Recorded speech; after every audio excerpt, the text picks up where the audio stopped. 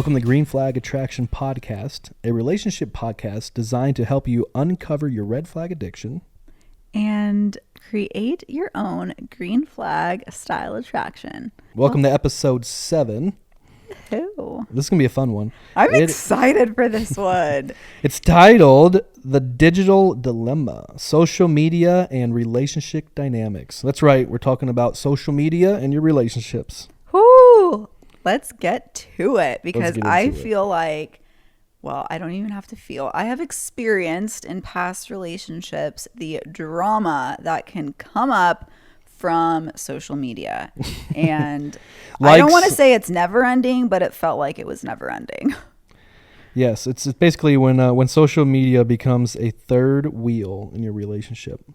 Yeah, right? Or the people they're following or what they're liking, or I mean the options are endless. So let's get into that a little bit, right? Yeah, let's get into it. When you're dating, especially in today's world, I wouldn't say everyone, 98% of people have a social media account, right? Mm-hmm. It's just who we are. My grandparents have one, your grandparents have one. Yeah. Like almost everyone in today's world has a Facebook and Instagram, or they can search on YouTube, right? So it's pretty common space, common knowledge, right? Mm-hmm. That everyone has a personal media account. And I do believe that when you're single and when you are in a relationship, you should act differently on those platforms. And that's my opinion, right? And I know that you said one thing that really attracted you to me beginning in our relationship was I came to you without you ever saying anything. And I said, hey, I decided I unfollowed all my thoughts. You did. All my fitness thoughts were your exact words. I think you used the word thoughts. All my fitness thoughts, all those people online that are shaking their booties, showing that ass, being scandalous, I was following all of them. Why not, right? I'm single. Why not?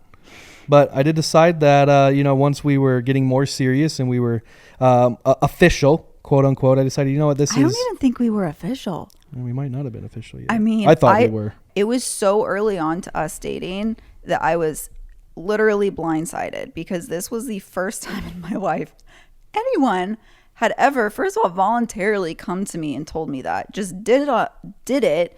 I was kind of just like speechless, and I wasn't expecting you to do the same. I was just coming to you saying, hey, just want to let you know, I respect you. I respect our relationship. People I follow. Hey, all those fitness influencers with all that booty. There's some gots out there too, right? So I don't know if that's a real thing, but lumberjacks, there's some guys. Wood shopping. That's all I have to say. Firefighters putting out fires. I don't know. Whatever you guys. Puppies. Whatever you guys are into. Whatever floats your boat. Yeah. Anyways, but I went into it because I respected you, and I also saw. I was just scrolling through my own page one day, and I was like, man, if she were to see my page right now, or if someone were to see my page and knew that I was in a relationship, this is not the type of person that I want to be. And that was just me personally, right? But I know that there's a lot of girls out there that do follow what their men like, and they are liking a lot of thoughts. And I know that makes you that might not make you feel the best. Yes. But you also choose who you're dating. And if you are dating someone who is going out and liking and buying in to the social media, whatever it might be, you are choosing every day to wake up and be with this person. If that's what they like, that's what they like. It is not your job to change them or try to convince them or think if they loved me enough, it would do it, or why don't I look like this? Like, none of that is your problem. And I did the comparison game for so long of like, oh, if I dress this way, maybe he'll stop following them. Or if I make a big enough mess or like fight, if I bug him enough, then he'll unfollow it. Or maybe if I just try doing this a different way, or maybe if I just stop caring. I did that for a while, try to convince myself I didn't care, which is just like delulu. So if you're choosing to be with this person and they're liking other people's photos, break up with them. Like, if that's a deal breaker for you, that's okay. Because after my last relationship, that was a deal breaker for me. I went into my relationship with you knowing that, and look at you, right? Like, you were right here. It was great. Manifested. Yeah, manifested. So you can find someone who doesn't like those things, and there's a lot of them out there. Yeah, but you also have to realize this too. If you are looking for your partner, we have a good friend named Josh that actually found his partner on social media. But if you're looking for a partner on social media, that's truly what you're doing. If you're sliding in the DMs, if you're liking multiple pictures on a girl's profile to try to get her attention and try to date these individuals, and you do land one of these influencers or one of these fitness models online, and then you expect that behavior to change after you meet, you're setting yourself up for failure, right? So if you're okay with liking it and you're okay with going after this person or trying to wife this person or, get this person involved with you, but then you expect that person to change just because they're in a relationship with you, you're living in Delulu, as you call it. I think it's so important to know what your deal breakers are and like what enough is. And knowing those before you date someone or before you see something in their phone or see that they liked a photo, like what is a deal breaker for you? Like what are your social media deal breakers? And I think that it's so important to know what those are in today's society. Like we weren't having this conversation 20 years ago, right? So as things evolve, as technology evolves, sometimes there needs to be a new list, like a social media list. Like add that to the master list of what you want in your partner. Yeah. Think about it and take you back to the main stage or the media. Look at Jonah Hill. Jonah Hill. Look at him. He goes after, he tries to get with an athlete, right? Someone that posts pictures. No, they were together. Yeah, but I mean, like, before that, right, he saw this person, he's attracted to this person, he knew what her profession was, then they got in a relationship, and he was expecting that person not to do what she made a living doing. So to give you a little bit more detail, Jonah Hill slid into the DMs and started dating this professional surfer, this pro surfer. And once they were in a relationship, he was asking her to delete pictures off her Instagram and telling her that she needed to cover up because he thought that her outfits were inappropriate. And he was doing some not so great behavior in my opinion. And so it's like, what are your values, period, but also what are your social media values? And it's like, if you don't want to be dating someone or you don't want to be married to someone or whatever who posts themselves in swimsuits online, then you probably shouldn't date a surfer or someone who was already doing that before you guys met. So I think that it's super important to know what that are. And that is just so individual to the person, because you have other guys who are dating OnlyFans models and it's totally fine with them, right? So it really isn't what you're doing or what you're posting. It's how much does that matter to the other person, and whether it matters to them or not is irrelevant, because it's like you can find someone who also shares the same values as you. And don't get it twisted. There's nothing wrong with being an influencer online and showing some skin or being an OnlyFans model. That's totally okay. But it's just knowing going into the dating world, if you're utilizing social media as a platform, or if you have a social media account and you are monetizing from that or whatever it is, then make sure that you're partnering up with an individual or you have a partner that shares those same values, or if they don't share those values, they at least respect your values in that department and aren't asking you to change. Because the second someone starts asking you to change, especially based off social media, that for me is one of the biggest red flags, because social media is like so superficial. It's like, if you're worried about what I look like online to other people, you're more worried about that than who I am with you sitting here as a live human being as your partner. Like, it just doesn't add up. So in my mind, it goes straight to, okay, you're jealous, you're insecure. Like, what's the deal here? Because this is not like, it's just like the math doesn't math to me. Yeah. And also a lot of it comes down to like personal accountability and trust, right? If you really trust your partner, does it matter who he's liking or what his activities are like online? So for some people, it won't matter at all. To other people's, yes, 100% it matters, because it's a value of theirs of how they show up or how their partners show up online. Yeah.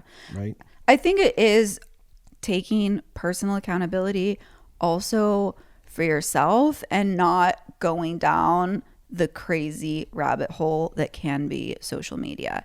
And I was so proud of myself because with you specifically, that was something I was trying to heal, work on my trust, work on like leave that baggage in the past. And I did so much personal work. And so going into my relationship with you, it was like, I am not going to check his phone. I'm not going to look at his Instagram. I'm not going to see what he's liking. Like that was such a huge hard line for me because I know what that spiral looked like because I've been down that road before. And so for me, just to like literally affirm myself, you're not doing this, you're not doing this, like everything's great. And then for you to come to me and just be like, okay, I did this, like you're my main person. It was just so mind blowing to me because it showed me that what you focus on actually can come to reality, because that was so far like out of my belief system at the time because I had never experienced that from a partner before. And so that was me really going out on like a leap of faith of like hoping and believing that I could vibe with someone that also I would be able to trust to the level of me not checking up on them. Yeah, and one topic that comes to mind just from having this discussion, not even a talking point that we have, but is there's so many people now that use social media to air out their dirty laundry, right? Or to look for validation because their partner did them wrong, or to, preach from the rooftops everything and be a victim in their relationship and looking for social media to comfort them or to have their back or to, gang up on someone. And when in reality, that's not what social media is for, right? Social media is there to build relationships, to build a brand, to get it, to take your mind off of, real life, everyday life, or whatever it is, whatever you use social media for. But it's definitely not a place to go for validation or to air out your dirty laundry or to, I mean, not for the right people. Some people see it as that, and you can, but I'm not going to buy into it. You're not going to buy into it. People who like, you just don't buy BS. And so it's just like, what are you going to do about it? For sure. 100%. So really, when it comes to social media is, it's a great tool. It's a great tool even to utilize in your relationship, right? Look, we're using social media to make an impact, and we're doing it within our relationship, right? So we found a way to utilize social media together to help impact other people like yourselves. But it's understanding what you want and what you need and what your values around, the social media platforms are, right? Like some people I know in my life, they're literally on social media 20 hours a day. That's how they 20 hours a day. That's how they make an income. They sleep 4 hours a night. Look at some of the gurus. If you're not working hard enough, you obviously don't want it bad enough, right? That's what the narrative I've seen, right? And I'm speaking to a lot of people that I follow. Not saying that I subscribe to that narrative, but it's, some people, a lot of people in today's world utilize social media to make a living, to make an impact, to give back. I think it really, with the social media and with it coming into your relationship, it's just so much fun to open up that conversation if you're willing to get nitty and gritty, because I was so scared to have that conversation with other people for a long time. Like, what are your views on Instagram in a relationship? Do you think that it is appropriate to follow and like other people? What are your boundaries around this? To have that type of a conversation takes immense vulnerability, because it's not something that I think is so easily talked about. It's something that is more like secretive. And so are you even willing to bring up the conversation with your partner? What are your boundaries? What do you think is appropriate? Okay, well, this is what I think is appropriate. Yes, this does or doesn't work for me. And so having the conversation is a great first step to having a healthy relationship around social media. Yeah. If you don't want your man liking and messaging as his ex-girlfriend, then you should probably let him know that, right? In some aspects, because they might believe that, hey, I'm in the right here. Nothing's wrong. I don't have any relationships, any feelings with this person. We're still friends. But in reality, you might think of it as the exact opposite. Oh my God, he's cheating on me. He still has feelings for it and so forth. But you're never going to know until you have those conversations, right? Also, it's funny you use this example. It's like a little too close to home. Also, follow your gut and your intuition, because my ex-boyfriend did have a he didn't know this. Did have a relationship with his ex, and I did know about it, and I was fine with it because she didn't live near us. He gave me a string of reasons as to why, and I was just like, okay, that's fine. He was sneaky about it. He lied about it in the beginning, and my intuition was telling me something more was going on, which I did end up being right.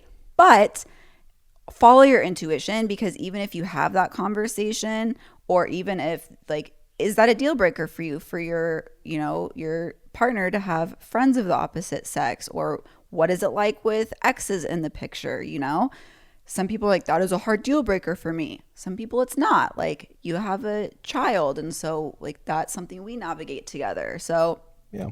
it's always really comes down to like, what is important to you. Yeah, 100%. And you also have to realize that if you are lurking on social medias or checking your partner's phone or whatever it may be, however you're being nosy, you can't control what other people text you or what other people text your partner. So you can't be mad at a girlfriend because her ex-boyfriend texts her out of the blue and make that her fault, right? Because literally, there's a lot of things that happen outside of your control. And I'm speaking from real hand experience, right? Like, I came from a very long relationship. She comes from a few shorter relationships, right? So she had a lot of dating experience that I didn't have. So there are a lot of blasts from the past, as we call them, Yeah. or people that will show up from time to time, typically on at the worst time, but it has happened. This is a conversation that I've had to have, because it wasn't something that I was necessarily comfortable with, and it had nothing to do with trust. In the beginning, it probably did have to do something with trust, but it was also my insecurities on, you know, what was happening or why it was happening. And before, and I would have drove myself crazy, trust me, or I was driving myself crazy without having that, before I had that conversation with her. Right. So that was something that was bothering me, and I knew what I wanted, and I spoke up, and, you know, it wasn't something that was a deal breaker, but it was just something that I was feeling, and she accepted how I was feeling, and, you know, that's what she wants with it. I think it's important to look at your own actions, because if you are snooping through your partner's phone or you're stalking their social media, that's not healthy. It's not normal. And so if you find yourself with the insecurity or jealousy or whatever it might be, I mean, get off his page, do some affirmations, remind yourself how awesome you are. And if you don't want to be with someone like that, then break up with him, or have the courage to have a conversation and say, hey, you're doing this. It really is hurtful to me. Like, I don't want to be with a type of person like this. And that's so scary to say, because you're opening yourself up for that rejection of, okay, then bye. But would you rather be alone and potentially find someone new and amazing who respects your boundaries and you? Or do you want to be with someone who blatantly does not care about you and respect what you want? Or maybe they just want to live their own life, and that's not a value to them, which is also okay. So really, yeah, when it comes down to, you know, just relationships, dealing with social media, you know, the text message world we're in, Snapchat, all the different platforms that are out there, neither is right or wrong. It's just figuring out what is right and wrong for you in your relationship. I mean, look at today's society. There's people in open relationships. You know, do I agree with that? It's not for me. But do I feel like those people are wrong? Absolutely not. It fits within their values. They share common values.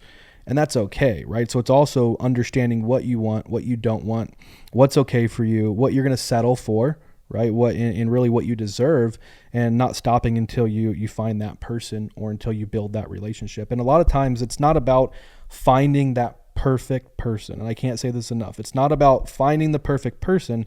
It's about finding a person that you can respect and that you can grow with.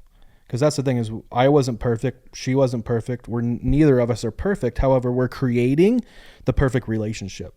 because it's something that we're doing together, and it's not something that we are just freestyling or trying to figure out.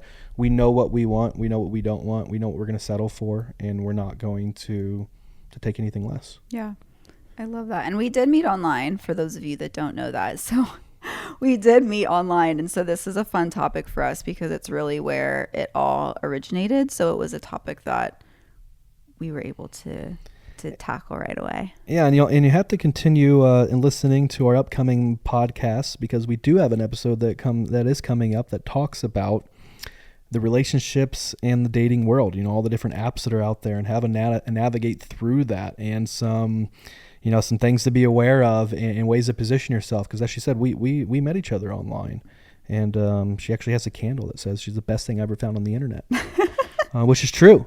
So you can find love online. You can find love on social media.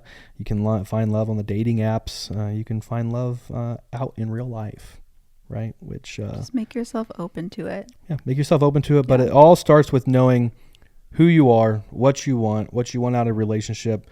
But most importantly, what do you have to bring to a relationship? What do you have to offer, right?